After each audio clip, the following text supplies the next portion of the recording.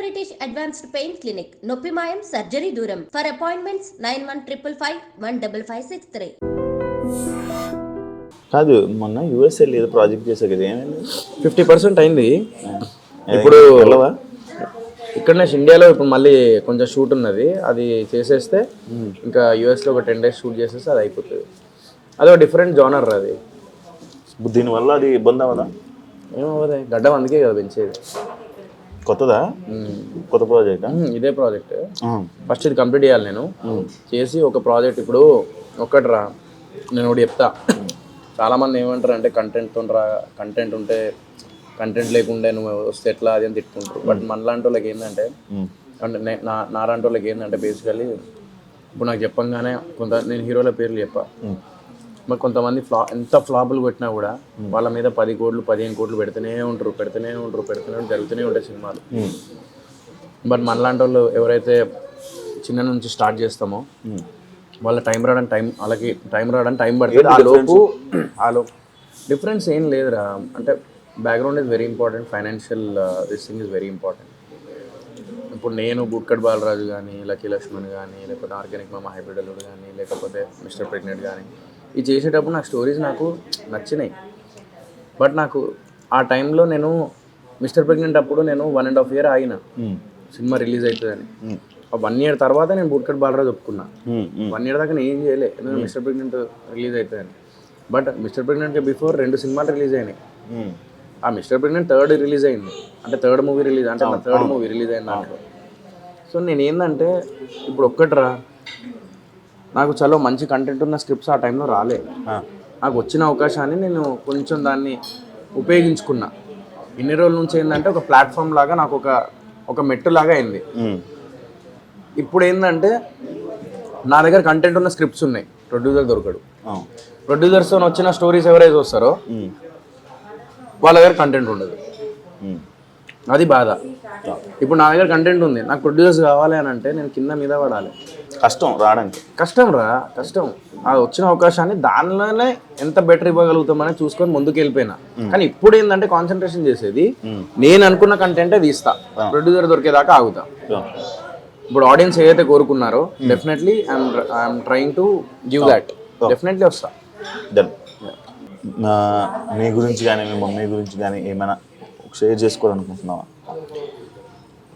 ఆయన ఎవరు రీప్లేస్ చేయలేరు, దట్ ఐ కెన్ సే. ఎప్పుడన్నా మనం బాధలో ఉన్నప్పుడు తల్లిదండ్రులతో పక్కన కూర్చుంటే ఆ ధైర్యం అనేది వేరుంటుంది. అరే నా లైఫ్ కేంద్ర పోయి జీవితంలో విలువైన వ్యక్తులు నాతో ఉన్నారు, జీవితంలో విలువైన వాళ్ళు నాతో ఉన్నారు అని చెప్పేసి అనిపిస్తుంది. లేనప్పుడు వాళ్ళ విలువేందో ఇంకా ఎక్కువ అర్థమవుతుంది. వాళ్ళు లేని లోటు ఎవరు తీర్చలేరు. ఇది ఒక్కటి మాత్రం. మా అమ్మ ప్రేమ ఎప్పటికీ నాతో ఉంటుంది. ఐ డోంట్ నో ఆవిడ బ్లెస్సింగ్ ఏనేమో, ఇది తెలియకుండా ఇంత మంచి రెస్టారెంట్, ఇంత మంచి పార్ట్నర్, ఇదంతా నాకు దొరికిరు. మంచి మనుషులు, లైఫ్ కొంచెం ఆమె బ్లెస్సింగ్ వల్లనే కొంచెం నాకు ఇప్పుడు ఇదైందని చెప్పేసి అనుకుంటా. ఆమె ఎక్కడున్నా కూడా నా కొడుకులు బాగుండాలి అని చెప్పేసి అనుకుంటుంది. ఇది మాత్రం నేను బిలీవ్ చేస్తాను. అండ్ ఈ ట్రోలింగ్ ఇవన్నీ జరిగినప్పుడు మీ మమ్మీ చూసారా? అన్నీ చూసారు శివ. నేను ఒక్కొక్కసారి అనిపిస్తుంది అదే, నేను ఏం చేసిందో నాకు అర్థమవుతలేదు. ఒక్కొక్కసారి ఏంటంటే అతి మంచి కూడా తప్పేమో అని చెప్పేసి అనిపిస్తుంది నాకు. ఒక్కొక్కసారి కెమెరా ముందు యాక్ట్ చేయాలేమో అని చెప్పేసి అనిపిస్తుంది. ట్రాన్స్పరెంట్గా ఉండద్దు యాక్టర్ అనేటోడు అని చెప్పేసి అది మాత్రం నేను తెలుసుకున్నాను. ట్రాన్స్పరెంట్గా ఉన్నప్పుడు నేను చాలా ఇదైనా శివ. నేను ఒక విషయం చెప్తా, నేను ఇందాకే చెప్పిన, ఎవరో నాకు సినిమా చేస్తామని చెప్పేసి డబ్బులు పెట్టి ఇంకో మెయిన్ ప్రొడ్యూసర్ ఆయనకి ఏదో ఇబ్బంది అయిపోయి ఆయన ఆగిపోయి, తర్వాత నేను ఆయన ఇబ్బంది పడకూడదు, నన్ను నమ్మి వచ్చినోడు ఆయన ఎవరో వ్యక్తి, నాకు తెలియని వ్యక్తి వచ్చి నాకు డబ్బులు పెట్టినది. నేను డబ్బులు పెట్టడం వల్ల నేను ఎంతో కష్టపడ్డా, సినిమాకి కంప్లీట్ చేయడానికి ఎంతో కష్టపడ్డా, ఒక షార్ట్ ఫిల్మ్ చేయడానికి కింద మీద అవుతుంది. అలాంటిది అంతమంది టెక్నీషియన్స్ని పెట్టి నేను సినిమా చేసినాను. సరే మేబీ స్క్రిప్ట్ రాంగ్ అవ్వచ్చు, లేకుంటే ఏదైనా, కానీ కష్టానికి అట్లీస్ట్ విలువ ఇస్తే బాగుండేదేమో అని చెప్పేసి అనిపిస్తుంది. ఆ టైంలో మా మమ్మీ డాడీ ఎప్పుడు ఇంట్లో కూర్చున్నప్పుడు ఏం చేస్తారు, వాళ్ళు యూట్యూబ్ ఆన్ చేసుకొని కూర్చుంటారు. ఆ సజెషన్లో యూట్యూబ్లో ఇట్లా ట్రోలింగ్ది వచ్చినప్పుడు చాలా బాధపడ్డారు. మనం చేసిన తప్పుగా తప్పు కూడా కాదు, నేను బయటికి వచ్చి చూడండి అన్న అని చెప్పేసి అనుకున్నాను. అంతెందుకు సెల్ఫీ తీసుకునేటప్పుడు కూడా చాలామంది సెల్ఫీ నేను ఇస్తా, అందరికి ఇస్తా. ఇచ్చిన మొన్న వైజాగ్ పోయి ఉండే రీసెంట్లీ, సెల్ఫీ తీసుకొని వాడు తాగొచ్చి వాడు కూడా అన్న నేను కూడా చెప్తాను అన్నట్టు. ఏంటిదంటే చూడండి అన్న అది ఇది అని అంటాడు.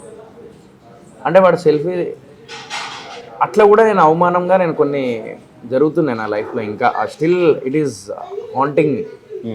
బట్ డెఫినెట్లీ మా అమ్మ బ్లెస్సింగ్తో definitely I will come back with big bang 100%. నేను అంత ఈజీగా వదిలిపెట్టా. నేను అనుకున్న సాధించే వరకు మాత్రం వదిలిపెట్టా, ఎవరేమని అనుకుని. డెఫినెట్లీ నేను మంచి సినిమాతోని మళ్ళీ అందరూ శబాష్ అనుకునేలాగా చెప్పిస్తా. కానీ మా అమ్మ వాళ్ళు అయితే బాధపడ్డారు ఆ ట్రోలింగ్ వల్ల, చాలా బాధపడ్డారు. ట్రోలింగ్ అనేది మనలాంటి వాళ్ళు ఏంటంటే ఒక్కసారి ట్రోలింగ్లు కానీ లేకపోతే ఒకటేసారి అటాక్ కానీ అంటే ఇలాంటివి అయినప్పుడు మన కెరీర్లు ఆగిపోయేంత ఇదికి వెళ్ళిపోతాం మనం. వాడికి జస్ట్ ట్రోలింగ్ మాత్రం, యూట్యూబ్లో టిక్ అని కొట్టుకొని ట్రోలింగ్ పెట్టుకుంటాడు, లేకపోతే ఏదో పని చేసేస్తాడు. బట్ అది మన జీవితం, అది మన మీద ఎంతోమంది ఆధారపడి ఉంటారు. ఇవన్నీ చెప్పిన వాళ్ళు మరి మొన్న నేను రీసెంట్లీ చెప్పకూడదు కానీ మొన్న రీసెంట్లీ ఒక చిన్న బాబు ప్యాంక్రియాస్తో ఇదైనప్పుడు 4 లక్షల వరకు నేను అడ్జస్ట్ చేసి నా దగ్గర నుంచి 1 లక్ష, మిగతా దగ్గర నుంచి ఒక హర్ష సాయి పాపం 1 లక్ష రూపాయలు ఇచ్చిండు. ఇంకొక 2 లక్షలు అటు వాళ్ళని వీళ్ళని నా ఫ్రెండ్స్ గ్యాంగ్ అందరిని తీసుకొని నేను వెళ్ళి ప్యాంక్రియాస్ అది ఒక చాలా సీరియస్ ఉంటే లోపల కడుపులో 2 years బాబు, చిన్న బాబు. మరి అవన్నీ ఎందుకు దాన్ని వైరల్ చేయరు, దాన్ని ఎందుకు కన్సిడర్ చేయరు? ఓన్లీ చూడండి అన్న అని చెప్పి థియేటర్ నుంచి బయటికి వచ్చిన సోయల్ మాత్రమే కనబడతాడు మీ అందరికీ. బట్ ఇలాంటి సోయల్ ఎందుకు కనబడాడు అంటే ఎందుకు చెప్పుకుంటున్నానంటే ఈరోజు నేను ఈ విషయం, మనిషికి మంచి అనేది గడప బయటికి కూడా పోకుండా చేస్తారు, కానీ చెడు అనేది ప్రపంచానికి తెలియజేసేలా చేస్తారు. అందుకే అంటారు 100 మంచి పనులు 99 మంచి పనులు చేసి వాళ్ళు ఒక్క చెడ్డ పని చేస్తే ఆ చెడ్డ పని గురించే మాట్లాడతారు మనిషి. వాస్తవం. నేను ఏం పాపం చేసినా నాకు ఇప్పటికీ అర్థం కాదు శివ.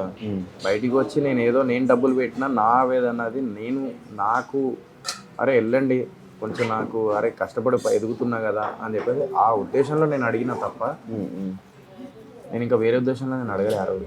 సరే అయిపోయింది, గత అయిపోయింది, దాని గురించి మాట్లాడాలని లేదు. బట్ డెఫినెట్లీ మా అమ్మ లాస్ట్ మూమెంట్లో మాత్రం చాలా బాధపడ్డది ఆ విషయంలో. Definitely I will prove that. కొడతా ఏదో రోజు గట్టిగా, ప్రయత్నం అనేది మాత్రం నేను ఎవడేమనుకున్నా కూడా.